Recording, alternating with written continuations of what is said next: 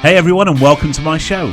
My name is Nick Elston. I'm a leading inspirational speaker, creator of unique mental health engagement strategies, a transformational speaking coach, and founder of Forging People, a community created to empower, inspire, and educate people who truly want to be heard in life and in business.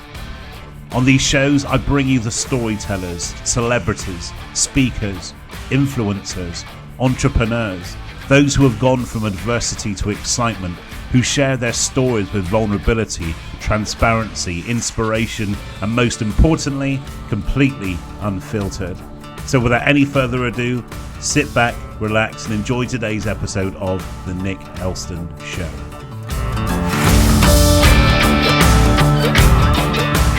Hey everyone, a big welcome back to The Nick Elston Show. It's season 3, episode 16. Nuts. And a big welcome to the amazing Lucy Cohen. Big round of applause. Hi, Nick. Thank you. All right? Yeah, I'm good. How are you?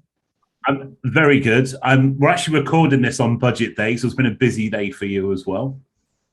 Yeah, it has. Yeah, no big surprise in there, but I was just, the glamour of live blogging a budget is something I never thought I'd be saying, but there we are. You don't imagine when you're a kid, like, oh, what will you do? Oh, I'll be live blogging the budget. That's not, it's not necessarily up there, is it? If you won't make any predictions, this isn't going out to the end of November, so this is your chance to do your missed it meg bit, just in case. I can make some like massive predictions, like something about cider and alcohol levies and stuff. It's really generic. You could be right. So. Yeah, I suspect some changes in tax. Nice. Yeah, thanks. Yeah, spot on that. Yeah. I guess we should do some introductions rather than go straight into probably, rambling conversations. No, okay. No one knows who I am, Nick. No one's got a clue. Think the chase. Who are you? Where are you from? What do you do? Hi, so my name is Lucy Cohen. I'm one of the co-founders of Mazuma. So we were the UK's first subscription-based accountancy service. Set the company up when I was 23. I live in Swansea in sunny South Wales. And I have a small Cocker Spaniel called Bronwyn. Good stuff. I like that. Is Bronwyn around, or is she being... she's in school, so she goes to like dog school a couple of days a week, where she goes off to play with her friends and then comes back very tired and delightful. So what a great idea. Very cool. Yeah, well, she's very well socialized. She has a lovely time. We get little videos of what she does all day. She's got a better social life than me, literally. Yeah. Really, well, for many reasons, I'm glad to get you on the show. But our paths crossed through the work that I've been doing in the accounting space from that lived experience mental health piece. Yeah. I fell into that. Fell in, and accountancy seems to work quite hand in hand, actually, with guests I've had from your industry on the show. Yeah. But yeah, I fell into that world through speaking at Accountex. And I got to know some really kind of strong players, some really good people doing good things, and not just professionally, because of course you've got that too, but also ethically, I guess, and also in terms of the things that you champion, of strong, positive mental health kind of advocate and ambassador in that sense. And I was going to read out your list of awards, but we've only got 50 minutes in most. So I'll start with the two, the ones that are the most recent. Outstanding contribution to accounting industry 2021. Yeah, that was literally last week. That was a bit of a shock. I had a little cry when that got announced. I had that weird moment because it's always like, normally it's like somebody who's like been in the industry for like 50 years, they've got an OBE, and you kind of like, yes, this is their year. It's like Prince getting a lifetime, achievement award. So when they started reading this stuff out, like all the awards are done, and I was like, oh, I can relax now. I had a couple of drinks. And they start reading out this thing. I'm like, oh, who's it going to be? Oh, I wonder who it's going to be. Do I know them? And then they started reading this thing. I was like, because it starts off very broad and then narrow until you can figure out who it is. And they started reading this, and I was like, that sounds like me. I was like, no, don't be daft. And then it carried on. I was like, it is me. And at which point the rest of my table started twigging, and people started turning to look at me, and people started filming my reaction, and it all got a bit much, and I had a bit of a cry, and I just held it together. But yeah, that was really quite a shock. I was You didn't know you were nominated for that or put forward at all? No, absolutely no idea, because you normally, like, you enter yourself for awards. But that was one that you don't enter. The community at large selects somebody. So yeah, I had no idea, not a clue. Usually people have been put forward and nominated and stuff, they kind of practice in that face, like, oh yeah, fair play, you deserve that kind of thing. That kind of gracious but in defeat kind of thing. But you didn't need that. You just kind of done it. Yeah, no, I just ugly cried my way through it, really. Yeah. It's kind of like Gwyneth Paltrow kind of thing. Yeah, very unflattering footage of me crying. So yeah, never mind. It was a I moment. must dig that out to put into the show right now. I'll embrace it. Yeah, I'll send it to you. Don't worry. Yeah, absolutely. And the second one I wanted to mention, and literally this is the top two of the list, was Woman of the Year, a Woman in Accounting and Finance Awards 2020. Yeah, that's huge. Yeah, that was that happened as well last year, and in fact, I received that award whilst I was in my bath because it was COVID, and I was watching the award ceremony in a bath with a glass of wine. So, so if someone asks me, "Have you ever accepted an award whilst naked?" I can quite confidently answer yes. Excellent, which would probably be a first in the accounting industry. Not all industries, maybe, but almost certainly, yeah. Almost certainly. Right, let's not go there. But don't believe me, people are watching this on the video. Like a list of like awards, like as long as your arm. It's crazy, but testament to your credibility, the work that you do, your visibility, and all that kind of stuff. Where did it all begin?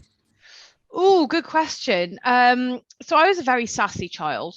We're going that far. Very unsurprisingly, very sassy. And I've just always had this really strong kind of I don't want to say moral compass. That sounds really really holier than thou, but really strong sense of what's right and wrong in the world, and what's right and wrong in terms of kind of how people interact with other people's services, things in life. I come from a family where mental health or poor mental health is quite prevalent.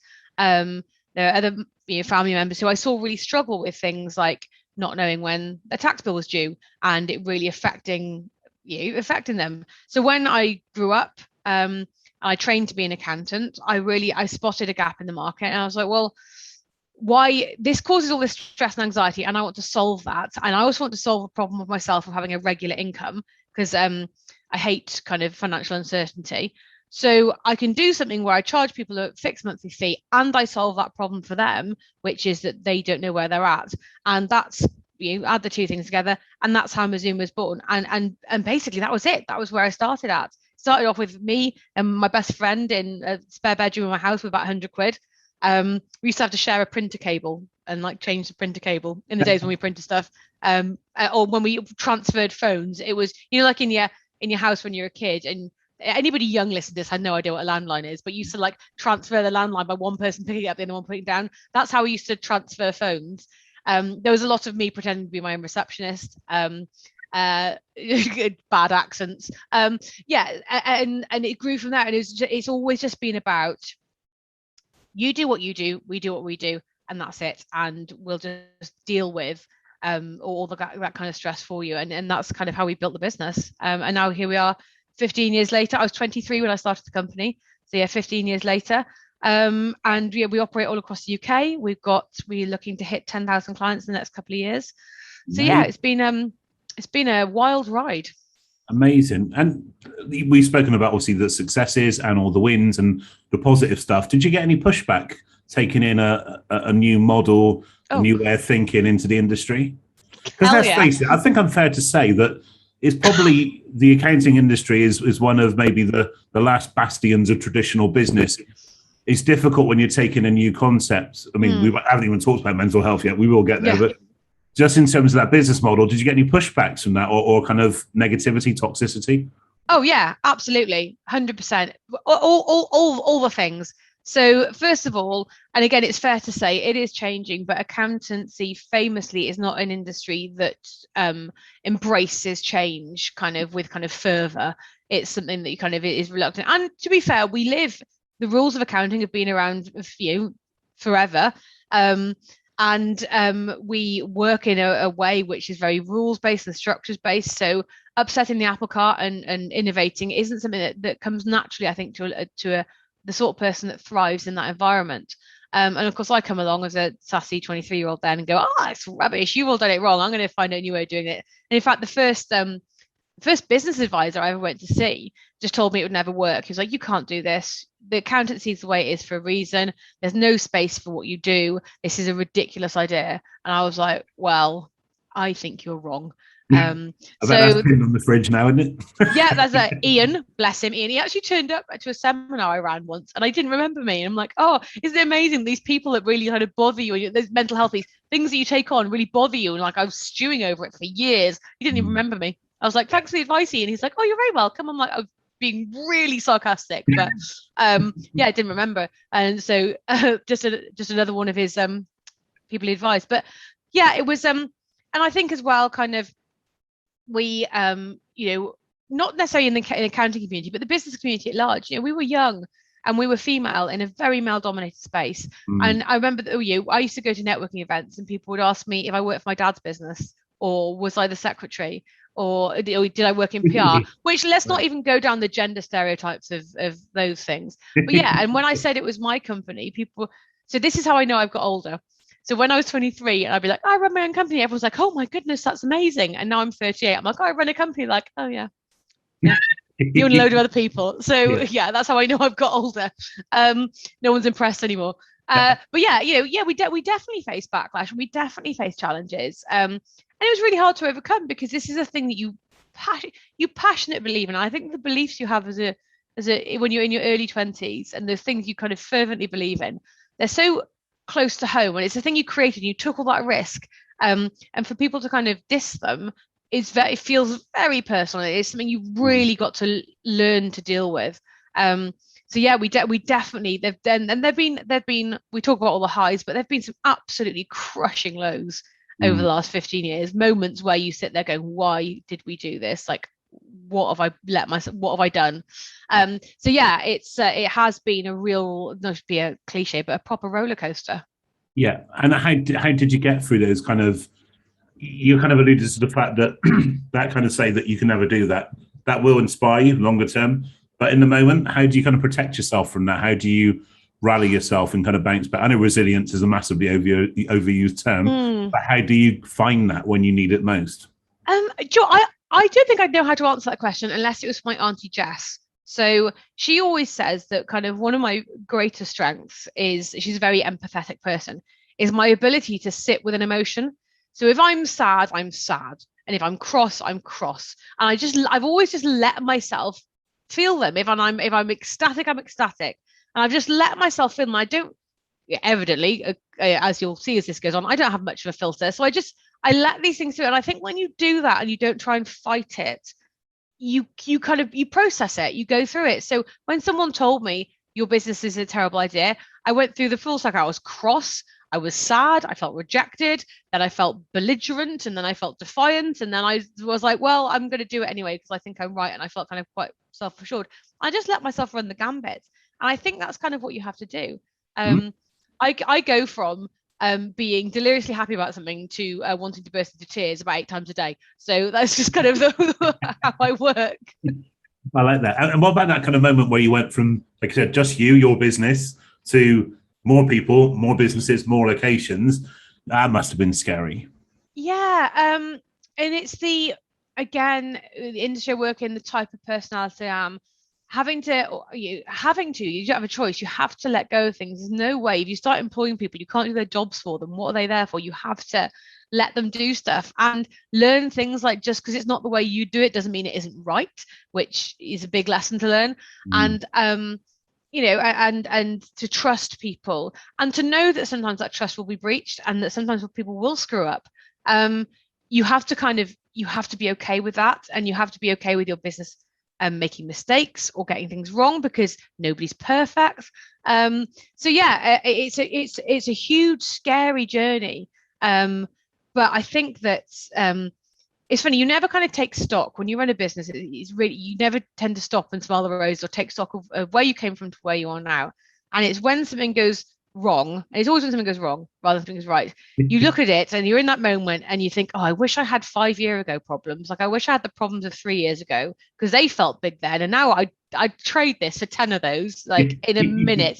And that's actually the moment when you realize how far you've come, because this problem you're currently dealing with 5 years ago would have annihilated you, and now you're like, oh, this is inconvenient. I wish I had the problem from 3 years ago that I felt was going to annihilate me. So yeah, I think that's kind of that's how you know where you've got to. Yeah, absolutely. I mean, from the outside looking in to kind of your world through LinkedIn, you've kind of transcended the business. Bear with me. To the extent, and I'm a massive kind of passionate believer in the importance of personal brand over and above any business, whether it's your business or Apple or whoever that may be. Your personal brand remains the biggest asset that you will ever possess. And what I found is actually that your brand, personally, Lucy Cohen, has transcended the business and potentially the industry. One of those ways that you've done that has been through the ability to step up and speak and share your insights, opinions, advice, learnings. How has that journey been for you? When was the first time you stood up to speak in front of an audience? Oh, now I love an audience, so it's never bothered me public speaking. I think that we started getting asked, or I started getting asked to speak about things when we won a first award, or we kind of they wanted accounting bodies, somebody wanted kind of somebody to hold up and go, look at these people, they've done this, are they a great example, which is always lovely.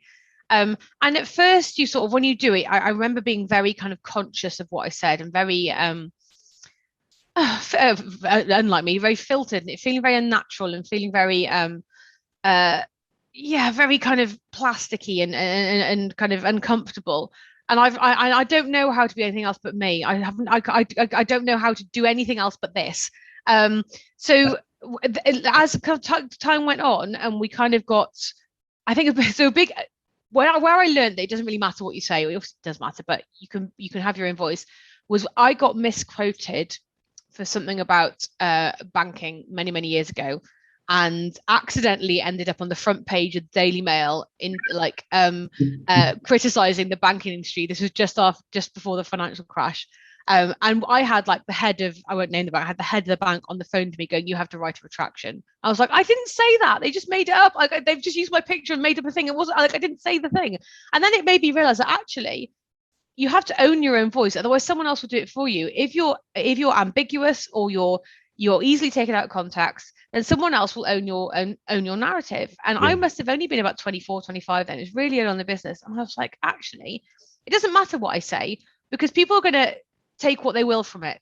So I may as well just, I hate the phrase speak my truth, but I may as well just speak my truth. I may as well just say exactly what I think. And at first it was a little bit scary because you do, again, placement, young female in a male dominated space, and a space that has historically has been a bit stiff upper lip, has not been great at kind of the expressing vulnerability.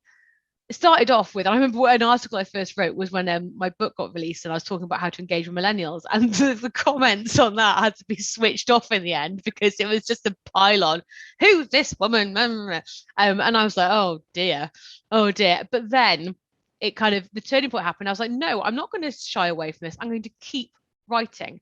And I kept writing and I kept speaking. And then eventually other people started going, do you know what? Actually, me too. And I'm so glad you spoke up. And the really big one was last year or earlier this year. And I wrote an article. I had suffered with depression last year. And for the first time I was ever medicated for it. And it was, even though I'm somebody who's a big advocate for talking about mental health, it felt really kind of alien to be a person who's on antidepressants. And to know, even though it's a gigantic relief that there's something could help, it felt like a real, I felt all the things I think people talk about. I felt disappointed. I felt like I'd let myself down. All this nonsense, absolute nonsense. And I wrote this piece about my year with depression, and it was just an outpouring. And I got into the flow, and it just kind of went. And I sent it over to my editor at Accounting Web, and he published it. And the responses of people just coming forward and going, I'm so glad you said something. Yes, that happened to me. I was on antidepressants for 9 months and then came off them back on again. And it just made me realize that suddenly the floodgates had opened and people were really happy. And likewise, I did I got very, very cross about the state of female healthcare earlier this year. To really kind of gloss over the thing, I nearly died at one point this year. Like I was very ill. And then, I had arterial blood clots, which put me in. Jeez. Yeah. They put me in hospital. They landed in my legs, and if they'd have landed anywhere else, I literally wouldn't be here now. The consultant was like, "You're incredibly lucky. Millimeters either way, you would not be here. So I had that done. And then I had to have some like female health thing happen, and that was really painful. I got really cross, and I was like, this isn't fair. I went through this horrible thing, and then that happened, and I started this campaign, and that blew up. That was on national news and all the rest of it. So I seem to have had this kind of voice now for this kind of now I'm known for kind of speaking up for kind of things that really should be spoken up with, and shouldn't be taboo. And do you know what? I didn't expect to become the mental health spokesperson for accountancy, and I didn't expect to become the spokesperson for all uteruses across the UK, but I will happily take on. I will do it. I'm happy to do it because hell of a title, if nothing else. Put that on a business card. Do you know what I mean? Uterus spokesperson 2021. Yeah. Queen of uteruses. Queen of uteri. What's the plural? Yeah. See, what is the plural? What's the not a direction I thought we were going to go to. But yeah, no, I have. I'm really, and I'm quite happy to take that mantle on because it means that someone else gets to say something, or just just doesn't feel quite so alone in the whole thing, and just has that moment of going, oh, thank goodness someone else is feeling like this. It isn't just me. That's that's huge, because I think when you run a business, we quite often say when you meet up with other business owners, it's really easy to get stuck in your problems and stuck in your mindset. And then you meet up with other business owners, and then you share war stories, and you're like, thank God it's not just me. It happens to everyone else too. You should, and that feels like therapy, and it feels like the same thing basically with this. Yeah, I think you're right. Firstly, thank you for sharing that with such clarity. It's That's all right. Genuinely. I think, I said, no filter, none. Good. Well, we like that on this show. This is really cool. So I think certainly the reason why people kind of find this show is because they've been to one of my sessions or my events, whatever that may be. So actually that unfiltered lived experience is so powerful. Are you truly being heard in life, in education, in business?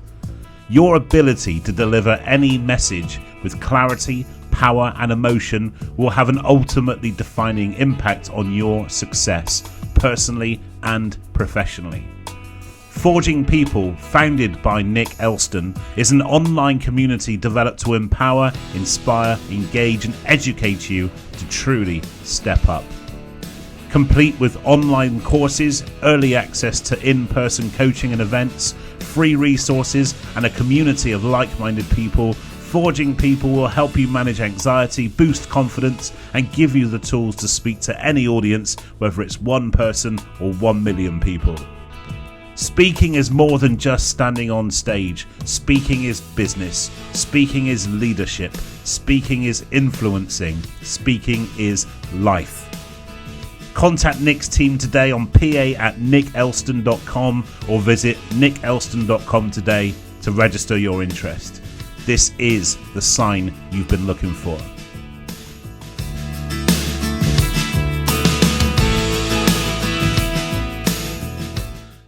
So where do we go with this? Okay, so you mentioned about that kind of putting yourself out there more and more. You will have, I'll use the phrase or the term toxicity because it just seems to cover it a lot more. And again, I've certainly found that from writing in the accounting press that I've had very few kind of pushbacks outside of any other industry other than accounting. And I appreciate there's certainly like a keyboard warrior element to this. Yeah. Do you let things like that like impact you personally, or is it something you can brush off quite quickly? It depends on the day. If I'm entirely honest, it's kind of, I describe it as trigger stacking. So you have days where you should absolutely not read the comments, but conversely, those are the days where you will probably go and read the comments that much more because you're in that headspace. Because doom scrolling. Yeah, exactly. You're doom scrolling, absolutely. Yeah. And you shouldn't do it.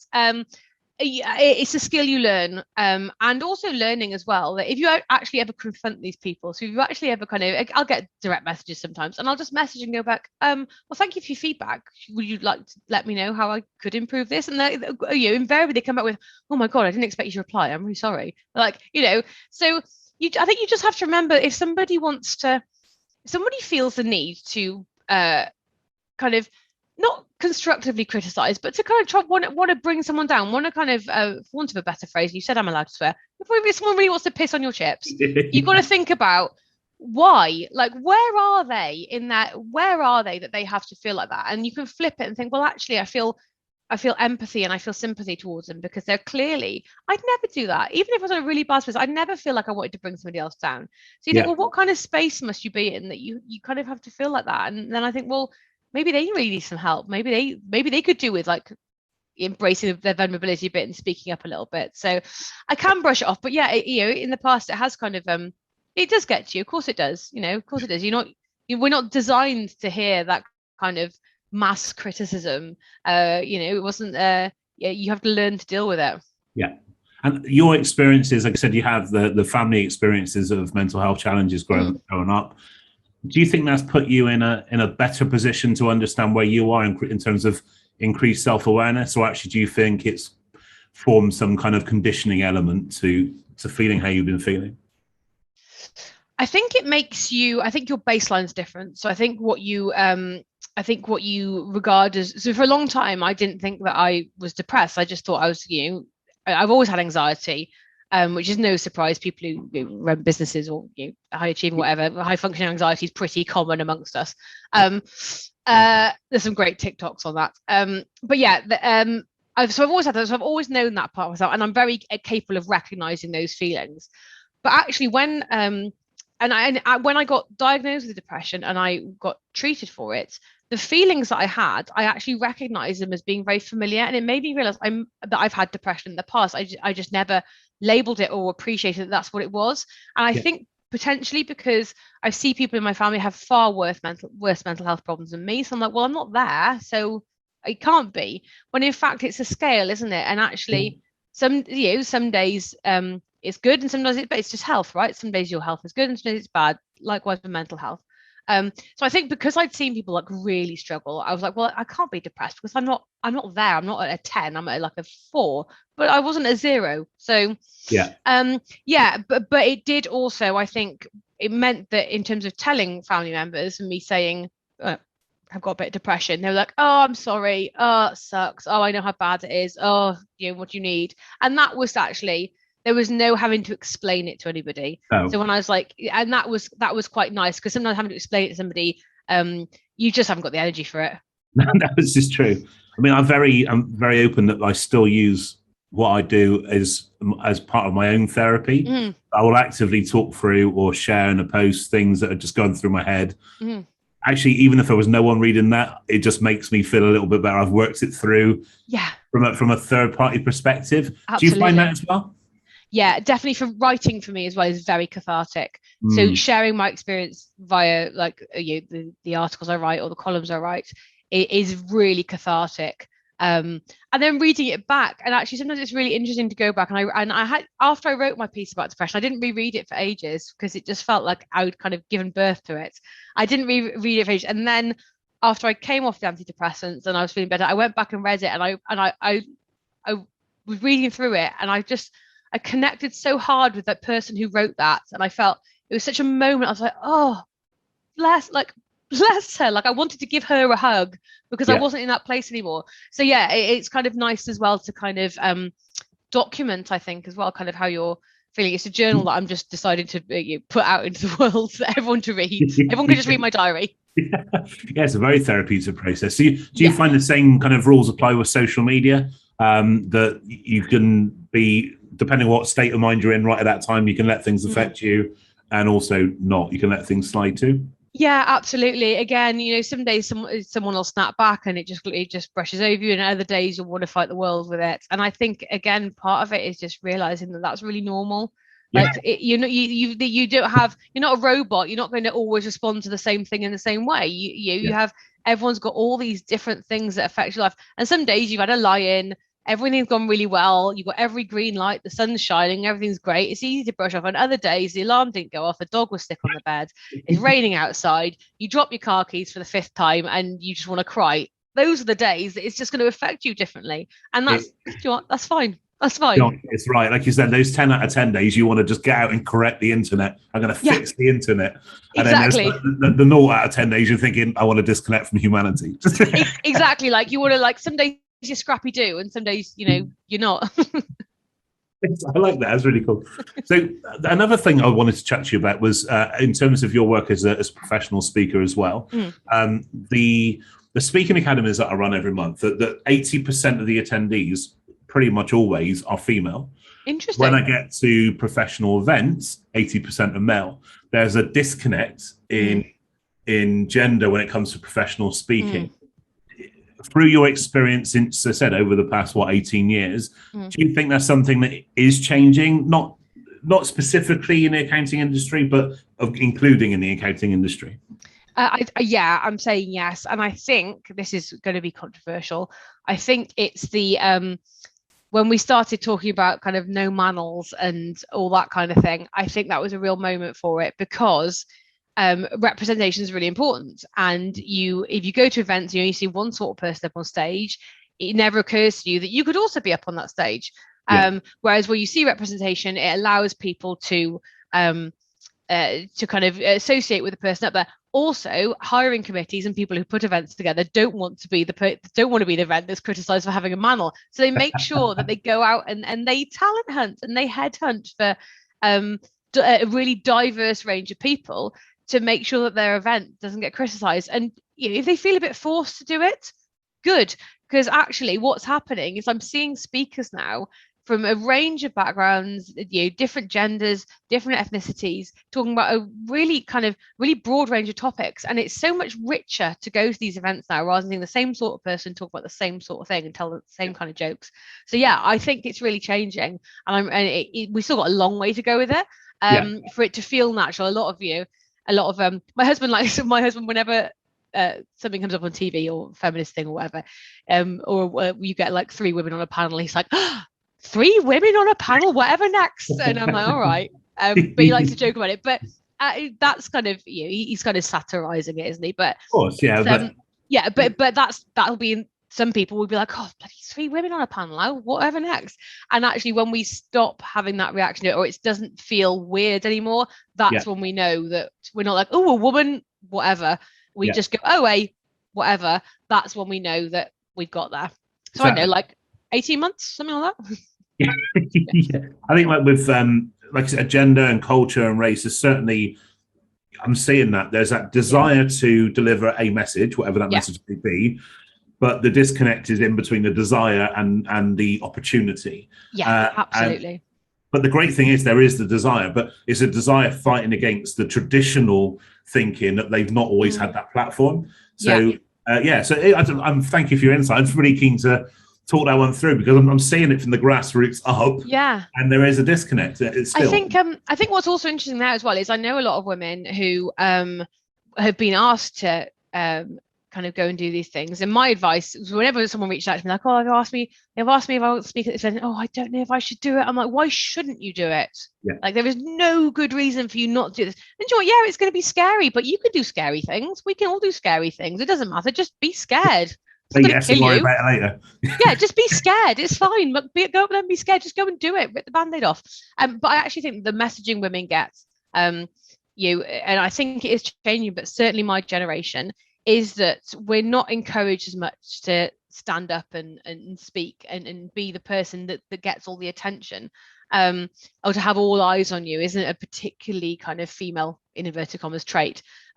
So now women are getting asked, and I had an event organizer contact me and was like, I've asked 3 or 4 women and they don't want to do it. I'm like, well, will you just keep pushing, because and put me in touch with them, I'll give them a little help up there. But I think that getting women up on that stage and giving them that experience, once you've done it, it's easier. But you've got to take the stabilizers off at some point. I think so. I think there's also this kind of air of, and again, personal opinion from as an observation, certainly there's this element of perfectionism, because, like I said, deserving, and I mean that quite in a surreal, deserving of the platform. Whereas I think a lot of actually quite poor male speakers haven't got that fear of perfectionism or having to be perfect. So I think there's lots of things thrown into the mix, but that's a really good insight. Thank you. That's all right. So what about away from business and professional stuff? And of course you have Bronwyn, of course. Yes, small dog. How do you kind of relax and recharge and switch off and all the other good stuff? So I've always been quite physically active. It's interesting. I'd never described myself as sporty as a kid, but I was. I like a physical hobby. I like a hobby that's got a skill attached to it that I can make my body do. Um, so over the years, I danced as a kid. Claim to fame here, I was in fact a backing dancer for Boyzone back in the day. When I was 16, yeah. I like to put that one out there. Many years ago. So I used to dance as a kid, and I did fencing and sports and things like that. And then as an adult, sort of in my 20s, got into weight training. And that was something that I wanted to do because I wanted to have something to do with my body that wasn't about what it looked like, it was about what it did. And me being me, couldn't half-arse it. So I ended up representing Great Britain at powerlifting competitions. At one point I was British champion 2016, and I got a Commonwealth medal in 2015. So I can't half-ass this stuff. Like I just can't help myself. I've got to go all into the new hobby. This awards list I've got over is getting longer and longer. Hang on a second, I'm just going to have to edit the show as we go through now. So did that, and in fact that's how I met my husband. We were both on the Welsh powerlifting team. Cool. Yeah, so freakishly strong couple, terrifying. I enjoy anything physically active, so I like I like using my body and kind of seeing what it can do. And so that I also find something skill based really great for my mental health, because it doesn't give you the time to think. So if you're doing something where you've really got to think about what you're doing, you can't be off in your head elsewhere. And that's always been a bit of therapy for me, like doing something I have to concentrate on, physically tired, really kind of helps my mental health. But then all the normal stuff, like I love eating out, I love going for walks, taking the dog out. Just I think really normal stuff. Reading, writing. We've got a massive podcast addiction. My favorite podcast is one about infectious diseases, which was really good in the pandemic. Made me feel really secure. Made me feel really safe, that one. So it was I think all like really normal stuff. I think I don't do anything particularly exceptional anymore. No, I don't think you can say that after going through what we've been the first 45 minutes. Okay, so I guess what I wanted to ask you was around this kind of mental health passion you have in terms of being, it has to be said, you're a pioneer in your industry in terms of trying to set that kind of new culture, that new tone. How easy is it for people in the accounting industry to show vulnerability at this time, right here and now? Because we know, and we've spoken about traditionally, it hasn't always been that way. Yeah. How would you recommend that people start to use vulnerability and their own stories, and that to change, not just to tell the business story, but to change the industry? So I think that accountants are quite unique in where they sit in terms of business. So a business owner who's, say, not in accountancy, I know, running a bakery or whatever else, I sort of feel like it's almost a little bit more acceptable for them to be able to talk about maybe mental health struggles, because I know they're not advising other businesses, or they're not kind of seen as kind of go-to trusted advisor status. I think that within accountancy, that stiff upper lip thing, it's not a creative industry, so you haven't got, it's quite disimpassioned, if you like. So you haven't got all this kind of, you haven't got the creative, flair of, say, a design agency or an artist. So the expectation is that accountants should be very balancing the books, balanced, everything's balanced, including emotionally. So, and again, through the pandemic, they were the go-to people to help other businesses. So loads of businesses came to them and kind of told them all their problems, and they came up with solutions and fixed them.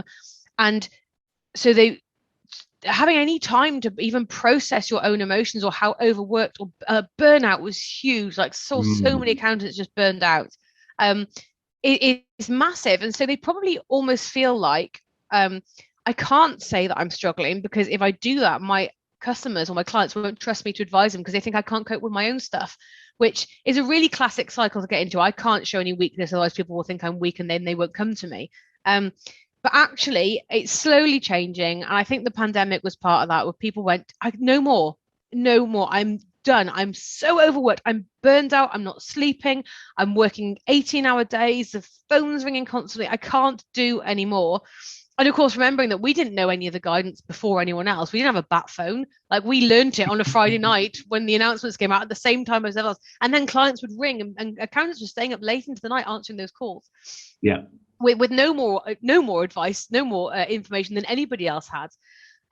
So yeah, I think there's a reluctance to kind of show that vulnerability or say you're struggling, because, well, if I'm struggling, how are all the businesses I serve going to cope? If they think the person that they're going to is struggling, how they won't think I can support them.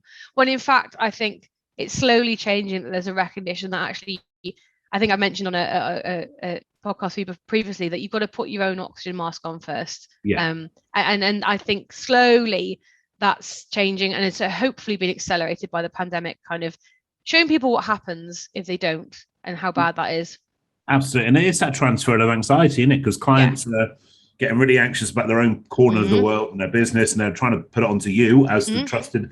And actually, it's interesting that I've been doing kind of some work with like financial planners, same kind of relationship. So client relationship is that actually the relationship they have with you as the accountant, it's the same level of trust as you would with the GP, if not more, with the therapist, the counsellor. So actually, you may end up having big, heavy conversations around mental illness and mental health. Like, where do you go with that? And so this is, again, it's that self-protection piece, isn't it? Yeah. And if you think about, like, therapists have to go to therapy because how do they process all that stuff from their clients? Yeah, exactly. And our guys, and it was quite depressing for them because they're doing everything they can to help, and they just kept hearing bad news stories or hearing fear, anxiety, and they want to do everything they can to help, but really rough. So I hope it's changing. I love the work you're doing in using that kind of platform that you've worked so hard for to share a bigger message as well than every other thing you're doing as well. Successful entrepreneur, really changing the culture. You're a pioneer. What advice would you give to not just young women, but also young people starting out now in the accountancy industry? What advice would you give them right from the start? What would you wish you would have known back in the day? Figure out what your day is going to look like. Like, figure out what a day looks like for you, and then only do that. So there's a degree of flex, but I remember in the early days, we were working like 20-hour days and sleeping 4 hours and like properly burning the candle. And I was young and I could just about do it. There's no way if I started a business now, I could do that. I'm far too old and need more sleep than I used to. But also I understand the detrimental effect that would have on me. I look at kind of, I suppose, how I spoke to other people and the ways my anxiety manifests in terms of being snappy and impatient and wanting everything done like yesterday. And that's because I felt like I had no time. I felt like constant kind of, I feel it really physically. I feel like I literally feel like I'm under pressure. So I'd say, like, plan out your day. What does your day look like? How are you going to get there? And how many clients you need to do it? And just go after that. And then let it settle. Like, let it sit for a bit. There's no gigantic rush. One of my personality traits is I always feel like I'm sort of running out of time. I'm like, well, running out of time for what? What am I? I get exactly the same. I'm like, well, I've got to do it now. I'm like, why? Why can't I just do it tomorrow? Why does it have to be now? I've got this kind of constant pressing urgency. And it's fake. I made it up in my head. It's rubbish. Also, time is really made up as well. Like, we randomly made it up to measure how long things should be. I can see a second appearance coming on very shortly for you, because we could get a whole different hour on that. That'd be amazing. Yeah, like, so don't believe that. So when your brain tells you, like, you've got to do it now, it's rubbish. It doesn't. So you don't have to do it now. You can do it in 4 hours time and it'll be just as effective. It's driven by FOMO, isn't it? I guess is that kind of. I mean, we for the sake of this conversation, we use that professional advantage. You kind of think of this idea, you think of this product or this service, you think, I've got to do it right now because everybody else is going to be doing it short. It's just crazy. You talk yourself into that game, don't you? Yeah. The number of times where I've been like, I need this done now, and I like work really hard to do it, and I send it off, and then someone doesn't get back to me for 3 days, and I'm like, well, why was I rushing? I could have had a snack. Like, I could have had a cup of tea. Yeah, I like that. That's really cool. Okay, so, well, thank you so much. I've really enjoyed your insights today. I love the humor and clarity you delivered. Well, so the question I like to ask every guest on the show, I'm going to set the scene. I'm now the MC, given where you are, I'm the MC of the Liberty Stadium. 20,000 people paid their hard-earned money to come and hear you deliver your talk. You're kicking back in the green room. I'm just about to introduce you to the stage and your walk-on music kicks in. That song that motivates you, that lifts you, that gets you at peak state for you to go and deliver your very best. Lucy Cohen, what would that track be? It's going to have to be a bit of classic Queen, We Will Rock You. Nice, starting to get the energy going for sure. I can see that. Yeah. Although, have you ever watched that film, The Boss, with Melissa McCarthy? No. You've got to watch it, because all I could think of when you were giving that description was her in that film, but me as her in the film with the sparkly polo neck and the luminous jacket. And she's goals, absolute goals. But yeah, that's all I could think of. And then We All Rock You came into my head. So yeah, that would probably be a classic Queen. I love a bit of Queen. That's on the watch list. Love that. Thank you so much. Well, Lucy Cohen, big round of applause. Thank you. Clapping on a recording Zoom call is absolutely underestimated. Peak 2021, isn't it? As we say it. Actually, anyway, so big thank you for your time. I appreciate how busy you are, especially today. I said, but thank you for your time and joining us, and thank you so much for your insights. And to everyone else, big thank you for tuning into today's show. Please hit like and subscribe and all that jazz stuff. And we will be back next Friday for our next episode featuring another wonderful guest. So in the meantime, take care, stay happy, be well, and see you soon. Cheers, guys. Bye-bye. Bye. And that's a wrap. A big thank you for tuning into today's episode. Please do leave us a like and hit subscribe for the fantastic upcoming episodes that I will be bringing to you, featuring more amazing guests. But for now, be well, be happy, be safe, and remember, as I always say, it's what you do next that counts. Until next time on the Nick Elston Show, take care. I'll see you soon. Cheers, guys. Bye-bye.